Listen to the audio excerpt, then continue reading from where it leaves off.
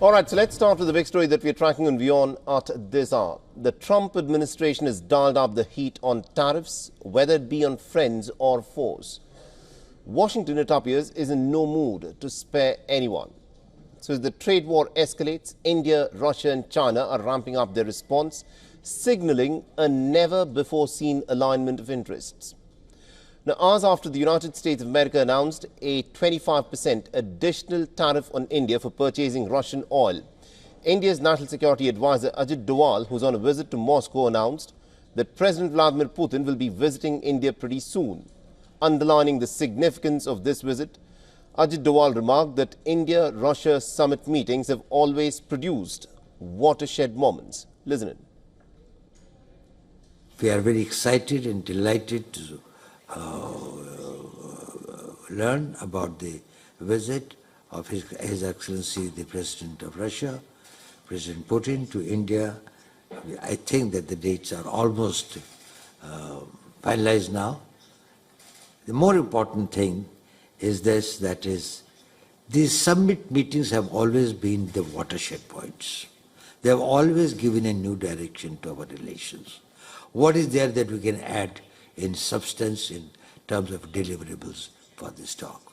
So I do hope that this meeting at this point of time will give us some new ideas and throw up some new things that we can make the forthcoming meeting more worthwhile. Now, the timing of the announcement of Putin's visit is hard to miss. The Indian NSA Ajit Doval is already in Moscow, where he has had high-level engagements with senior Russian officials. Now, India's External Affairs Minister S. Jaishankar is slated to visit Moscow next for a meeting of the Intergovernmental Commission that oversees trade between the two nations. Now, Jaishankar's Moscow visit would soon be followed by the Indian Prime Minister Narendra Modi's visit to China, where he's expected to meet with the Chinese President Xi Jinping on the sidelines of the SCO summit.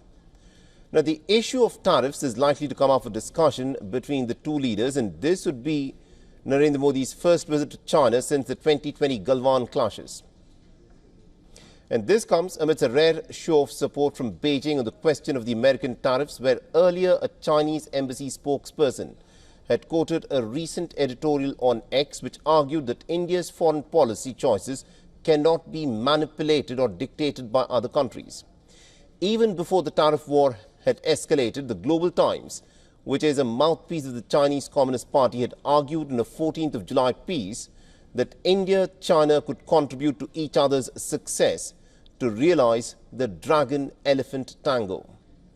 Now, these developments have come amidst renewed efforts within the BRICS to counter Trump's tariffs. Earlier, the Brazilian President Lula da Silva had hit out at the Americans, and it called for a coordinated BRICS response. In an interview to a news agency Reuters, the Brazilian President Lula da Silva had vowed to rally the BRICS nations, and he had very interestingly said that he was not going to call up the American President Donald Trump. Instead, he would call up the Indian Prime Minister Narendra Modi and China's Xi Jinping and other BRICS leaders to coordinate a response. Now, in this backdrop, Vladimir Putin's visit to India and New Delhi's renewed engagement with Beijing could signal a realignment and unity amongst Russia, China and India to counter Donald Trump's tariff war.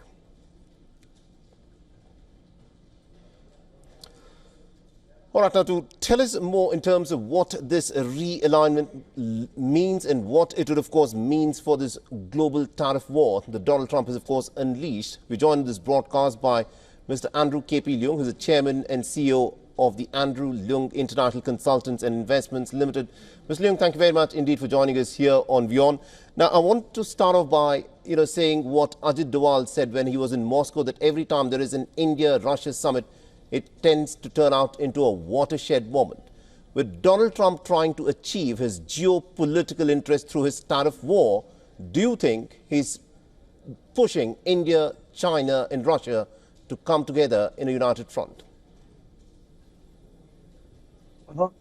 Push is the word, because these three countries are not so much attracted together as being pushed together, because there is continuing rivalry for influence between India and China. not to mention the border disputes. There is also not 100% alignment of interest between Russia and China. But on the other hand, all three countries are suffering from Donald Trump's no-holds-bar tariffs and other sanctions and restrictions. So these Trump is trying to invoke the rules of the jungle in place of the so-called rule-based order being formed and led by the United States since the Second World War. And the United States now seen by even allies as a less trustful partner. But it doesn't mean that India would give up its multi-pronged foreign policy, nor does it mean that it's going to form a bloc with China and Russia. But on the other hand, the three countries are now pushed closer together in trade relations and also in coordinating responses to the Trump tariff war.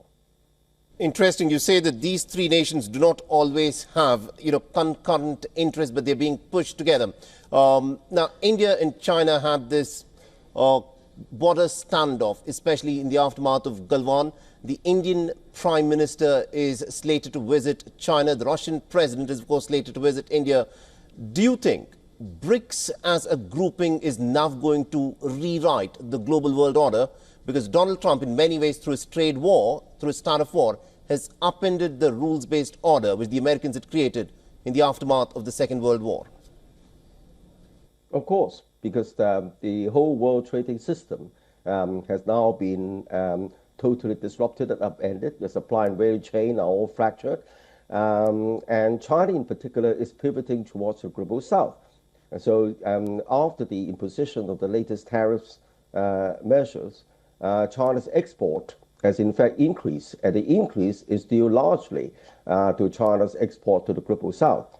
And the global south is also rising in terms of GDP, in purchasing power parity terms, is already bigger than the G7. So the influence of the global south is increasing as well. And of course, the organizations within the global south, including the BRICS plus grouping, the BRICS attracting other entrants, including Saudi Arabia, the Middle East, and also Latin American countries. But also the Shanghai Cooperation Organization and other regional groupings, including with ASEAN and so on. So I think that the global south influence is rising, but even amongst the BRICS, the last BRICS conference, the press release, has taken great care not to be seen as a bloc against the United States, because after all the global south countries want to maintain an even keel between the United States and China, and it's not one-sided, so they don't want to be forced to take sides. But on the other hand, everybody is now recalibrating the relationship. European Union is recalibrating its relationship with China. It doesn't mean that they're going to embrace China, because there are fundamental differences in ideology and also in trade, but they are also recalibrating in the same way that India is recalibrating relationship with Russia, with China, while setting aside some of the long-term differences, for example, border disputes, trying to scale down their level of confrontation, but also seeking areas for cooperation. For example, between India and China, there's a great opportunity for India's export to take advantage of the domestic market in China. India's agricultural products, India's technology products, and so on. And likewise, China would like to have more opportunities for China's investment in India, including, for example, even electric cars. And of course, Russia is a one-dimensional economy, just energy, would like to broaden its maybe opportunities in agricultural products and other products, and open up the Russian economy, perhaps for investment from India or China. So I think that there are, all three countries are trying to navigate this complicated relationship and it's got to play the straight and narrow, because there are, as I said, still fundamental differences and even confrontation between these member countries. Right, I think you've summed it up really comprehensively there. Thank you very much indeed, Mr. Andrew Leung, for joining us with that perspective. Donald Trump's tariff war has thrown up a number of challenges, but it also presents a number of opportunities as well. Thank you very much indeed for joining us here on WION. Thank you. Thank you.